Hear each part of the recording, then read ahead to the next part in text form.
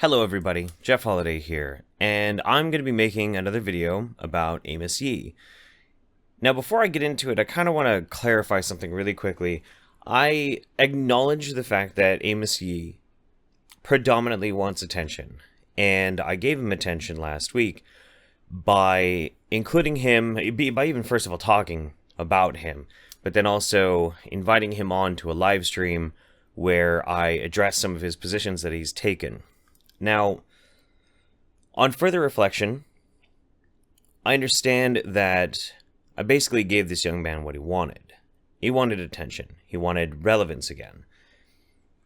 I knew that going into it as well, but I chose to do it anyway because I felt like the fairest thing I can do for Amos is to give him one last little bit of my consideration, because for a time, Amos was a notable figure. He was somebody that people were paying a lot of attention to because of the circumstances surrounding him and his points of view and the legal problems he was having in his home country. And so I paid a lot of attention to Amos, and so did a lot of other people, and I wanted to give it one last little bit to try and, I don't know, at least be fair, I guess is probably the easiest way I can explain it. The live stream did not go like I would have rather it went. It went better, actually, in some ways than I thought it would. In a lot of ways, I thought it was going to be an absolute shit show. It was still a shit show, but at the very least, it was conducted without screaming or mass interruption or anything like that. It was just painful to get through. Now, why am I going to then give him any more attention in this video? Well, that's pretty simple. The reason why is this is my breakup video with Amos. This is it. This is the end.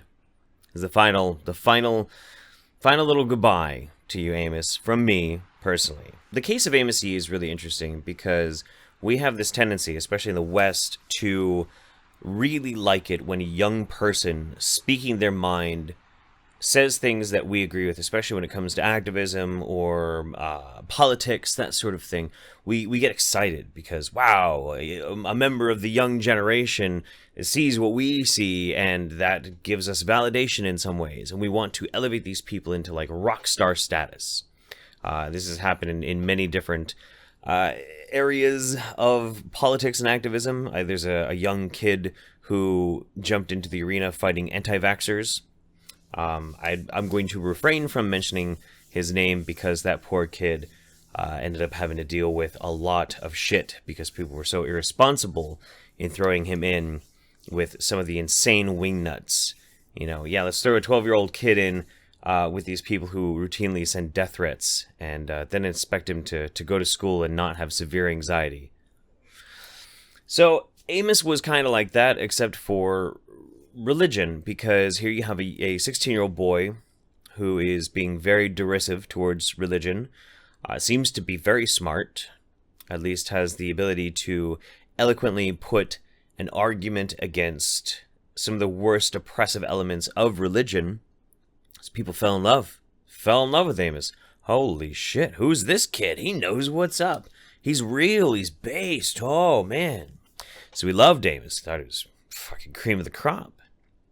But almost right away, we started having some issues. There are some problems with Amos, and I don't think a lot of us paid attention to what kind of a kid he was. So Amos Yee likes to sell himself as a free speech advocate. He is an absolutist, and much like how the amazing YouTuber Logic has pointed out on several occasions, he is basically an anarchist. Now, the problem with a lot of these things is that Amos is not very consistent. He does not really believe in truth. He believes in trolling. He believes in getting as much attention as possible. There's a really good example. So he was jailed in 2015, and then he had a man by the name of Vincent Law be his bailer, got him out of jail, and after that, for about a week and a half, this man was apparently, and according to Amos, and I'll give him a little bit of leeway and say, sure, he's being entirely truthful in his blogs. He talked about how this man would make excessive requirements on him, say that they had to meet every single day, and then apparently this man was a Christian, and he would impose his faith on Amos and basically use it like a hammer to beat him over the head with. That there was basically all these horrible things he had to endure for a week and a half, heaven for fucking bid, because of some asshole who bailed him out of jail, because I don't know why he bailed him out of jail, to be honest. If you go with the accounts of the bailer and his son, they saw a brilliance in Amos, and they wanted to try and get him free because they didn't believe he should have been jailed. But if you go by Amos, well, he was this oppressive Christian just trying to, like, arbitrarily force him into seeing the light of Jesus, apparently? Or maybe he was just trying to be a dick? Don't really know. So to be free of his bailer, he broke the terms of his parole, he posted online, and he got thrown back into prison. So I'm going to read something from his blog. So when I was in Jingui prison, I had already intended to publicly humiliate Vincent. The initial idea was to have a really large party celebrating my release, inviting as many activists, politicians, and people as possible, and also invite Vincent too. And then afterwards, I will give a speech which turns out to be vicious admonishment and reveal of the torture that Vincent had inflicted on me. Vincent would then stand there, mouth agape. If he, in a moment of fury, leaped onto me and started punching me on the ground, that would have been even better. Roy Ngurng will film that live footage, give the files to me, and I'll post it to YouTube. So from his own admission, he decided that after only a week and a half of horrible mistreatment from a bailer, is a week and a half, man, that he was going to try and ruin his life by spectacularly and flamboyantly in front of politicians and reporters try and troll this guy into physically assaulting him. You were going to bait him into assault. Okay, interesting. Let's continue. However, when those reporters came to my doorstep and a little morning walk catalyzed the idea of issuing a spectacular troll to the mass media, I felt like I needed that extra spice that would be able to disrupt all the reporters in their work and have them flooding to Pasir Panjang. And then it hit me. Vincent Law, youth counselor, molesting Amos Yee. I could achieve two goals at once.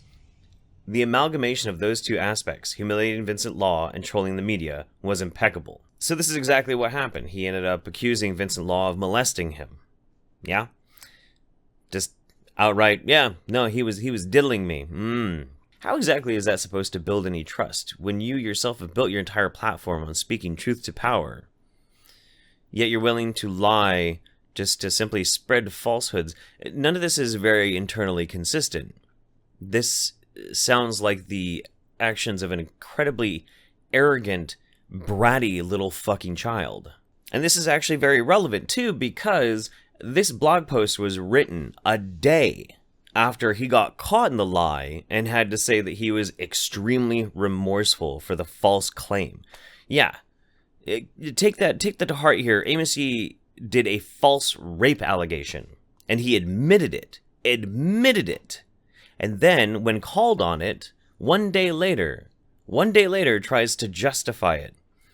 And his blog, and I want to point this out really quickly, his blog reads like an angsty 16-year-old's live journal account. Fast forward a little bit further from there, you have Amos coming out and trying to be even more of an edgelord. He gained notoriety and actual worldwide fame because he was being persecuted for being a critic of religion.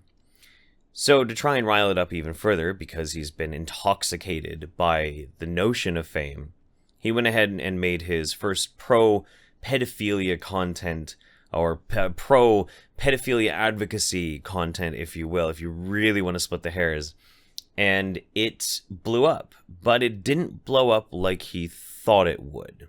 You see, when he was just a 16-year-old kid speaking truth to power about religion, well, that gave him a type of persecution status when he was then thrown into jail.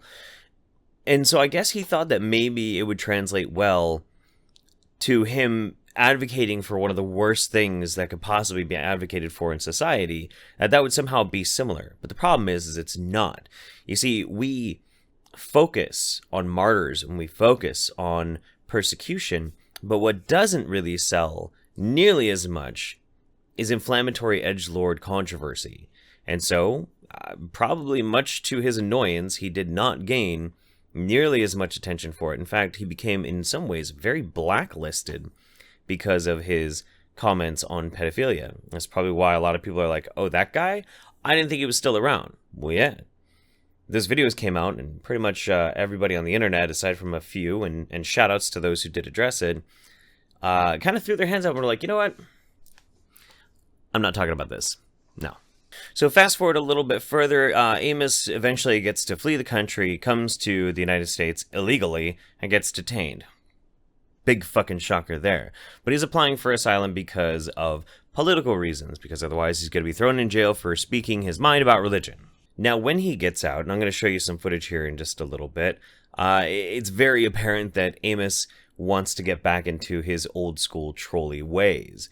And there's some really telling, juicy parts of this video. And it's none of the pedophile videos. It's actually called Update After 10 Months in American Jail, in which you can really start to see behind the veil who Amos Yee actually is. Because pedophile advocate is not actually who he is. That is his attempts to try and be edgy and relevant again. And so we're going to brush through the history really quick, and then we're going to address who Amos is. He gets out, and then he's not really getting a whole lot of attention, but he gets invited by a group over at Harvard to speak. Now, after it's announced that he's going to be speaking at Harvard, a lot of people contacted the student group, and I actually spoke to one of their directors personally through Skype to get more of the details on what happened. And basically, they were showing these articles, showing more information, the behavior of Amos and some of the views that he has, well, chosen to defend. And the event was canceled. Amos was not disinvited. Amos was not banned. The event was canceled. So, Amos got mad. My highly anticipated speech at Harvard has been canceled.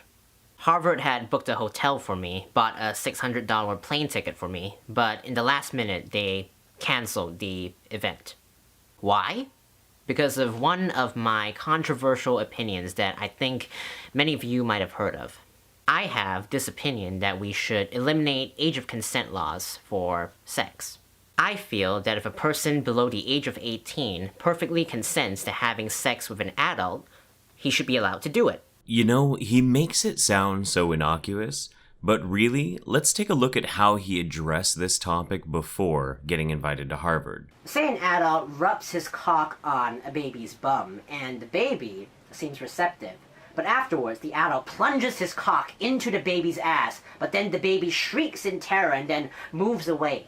That is rape. The adult misinterpreted it. The baby only wanted it soft on the outside, but not hard on the inside, get what I'm saying? Yeah, let's invite this guy to Harvard. But yeah, extremely upsetting news, an absolutely horrible decision on Harvard's part. I had to lie down for a while after I heard that news. I'm sorry to all the people who planned to come. It would have been really awesome. I really genuinely think you are trying to sell yourself as something more than you are. You're a one-trick pony, Amos. A one-trick pony. You are edgy for the sake of being edgy, and in one way it worked, and in the other, it sabotaged probably the rest of your life. But I digress. So after that, he started making more videos about pedophilia, and if you go to his channel now, he's made a bunch of them. I invited him onto a live stream. A few other people have made videos about him, and that's pretty much where we're at now. But let's really analyze who Amos is. We've already shown that he's a liar, that he will absolutely lie for the sake of vindictiveness, that he is a vindictive, angry little shit. But let's look a little bit deeper. Here's a few selected clips from Update After 10 Months in American Jail. I'm quite disappointed that my arrest didn't become popular in America. There are only a few articles in the mainstream press about my case. I wanted my arrest to be as popular as Ahmed the Clock Boy, to shine light on how awful the immigration system is here. But sadly, it didn't happen.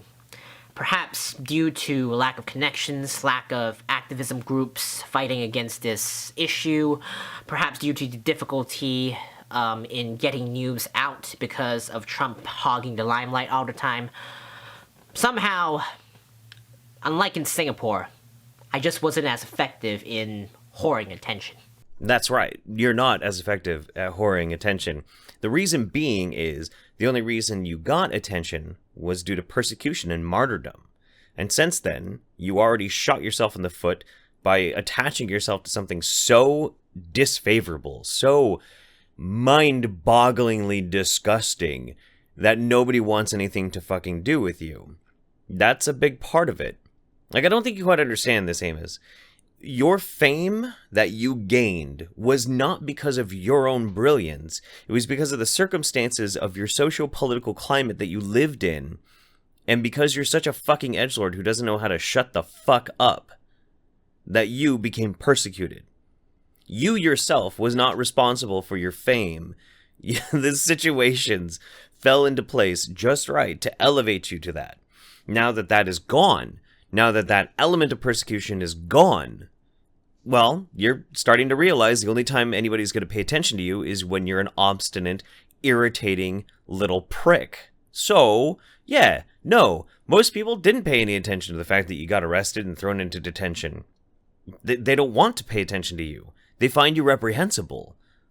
I can't fucking blame them, to be honest. I didn't hear about it. And if I had, I don't know if I really would have cared that much either.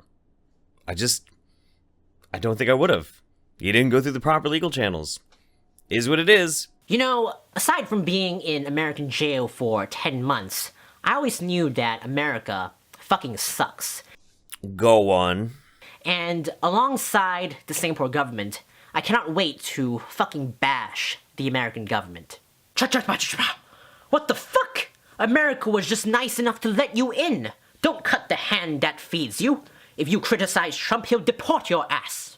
Firstly, they won't deport me, you fucking idiot. Good luck trying to deport someone just because you dislike their opinion. I'm not in Singapore anymore. I'm not going to go to prison just because I fucking hurt your snowflake feelings. Let me stop you there. Here's a couple of things that I don't think you quite understand. One of the most American things that you can possibly do is criticize America. We do it all the time. That's part of being American. It's part of being in this country. The aside from that is that you are not American. You are Singaporean, and you are here by the grace of the American government and the American people to put up with you. Now, I don't want to deport you. I really have no problem with you staying in this country as long as you go through the proper channels and you find some way to contribute to society. So far, you're not. You're kind of leeching off my country. I don't really appreciate that, but, you know, I'm really not going to get that butthurt about it either. The thing, though, that I find so fascinating about this is your psychological perspective when it comes to this. You know what Canada and sane countries in Europe do to people who flee their countries from political persecution? They welcome them in. They do not put them in 10 months in jail. I raped you in the ass, and then I give you candy. You should be grateful for that candy. Top kek. Top kek. That's not the point. The point is that you came here illegally, and you're only free because of the circumstances of the persecution by the government that you're fleeing from. You didn't do anything right in this situation. In fact, you actually fucked it up completely, and then you had to deal with the repercussions of that. That's nobody's fault except your own. And nobody is trying to say that you should feel gratitude towards America. I think it's more that maybe you need to have a little bit more perspective on this. Amos, you really don't know what you're talking about. I don't think you've ever really known what you're talking about. This basically boils down my whole argument against Amos Yee. It isn't because he has a stupid fucking opinion about pedophile acceptance or anything like that. No, that's not what it is. The reason why I have such a big problem with Amos Yee is he's a fucking brat. He's a spoiled, obnoxious little brat who has no conceptual understanding of what he's fucking doing. He's mooching off some family in Illinois, and he's only managing to do so because they feel bad for him. He exists only because of pity. Yeah? And these people must be saints because they've got this Twinkie dumb shit in their fucking basement rattling off about how we should hug a fucking pedophile and it's okay if somebody fucks a baby. And they're going to let you stay there. But they're only going to stay there because, well, they feel bad for you. Because I honestly don't think you know how to survive on your own. I don't think you understand personal responsibility. You obviously don't understand integrity. I doubt that you've learned that in the 2 years since you falsely accused a man of raping you. So, which is the hill that you're going to die on? Is it going to be you pushing this pedophile thing to be an edgelord as much as possible so people will keep paying attention to you? Or is it going to be effectively abusing everybody that you come across and using them as much as possible until nobody wants to put up with you anymore? What is the future for Amos Yee? Where exactly do you think you're going to go? I really don't see any happiness coming from your life unless it's completely facilitated by somebody who feels bad for you. That's pathetic. That is absolutely, legitimately 100% pathetic. And I only have pity for you so long as I understand that you're so fucking dumb you don't actually understand that this is the case. You probably think that you're doing something noble. Well, you're not. You've pretty much completely cut your own legs out from under you. But it is what it is, man. And it's your fault. So the last thing I'm going to say about this is very simple. There have been some people who have been very disturbed by things that Amos has said about pedophilia. I can't control whether or not it's going to bother you or not, but all I can advise you is try not to let it get to you so much, because he doesn't mean it. I genuinely don't think he believes a fucking word that's coming out of his mouth. If he does, to a certain extent, it's only because of his anarchist beliefs that he is taking it so much further into the realm of fucking self-parody at this point. Amos Yee is not worth the emotional trauma that you could get from having to listen to his absolutely stupid dog shit ideas. Don't let him get under your skin. I'm not going to let him get under my skin anymore either. But also, I'm not going to talk about him anymore. This is the end. This is the end. I looked up to you at one point, Amos, for having to stare down all of the dog shit and the horrible things that were about to happen to you with the Singaporean government. I looked up to you and your bravery. But what I was willing to give you in my compassion and my understanding and my patience is gone. It's gone. And this is my breakup with you, Amos. I had you on. I gave you the opportunity to express yourself as much as you could, and you did. And yeah, we're done. I will never, ever give you attention on my channel again. And I'm pretty much going to encourage all of my friends to do the exact same thing too. And they can do whatever they want. But that's just my recommendation. Because you're not worth it. So, take care, buddy, and good fucking luck. Because you're gonna need it. Anyway, for everybody else, sorry about that. Just needed to get that out of the way. I felt compelled and I needed to do so. I'm glad that you stuck with me through this. I hope everything is well with you and your family. Thanksgiving is coming up here pretty soon, and I hope yours is awesome. If you're not American and you don't do Thanksgiving, well, I hope you have a great week. Yeah? Alright. See you guys in the next video, okay? Bye-bye.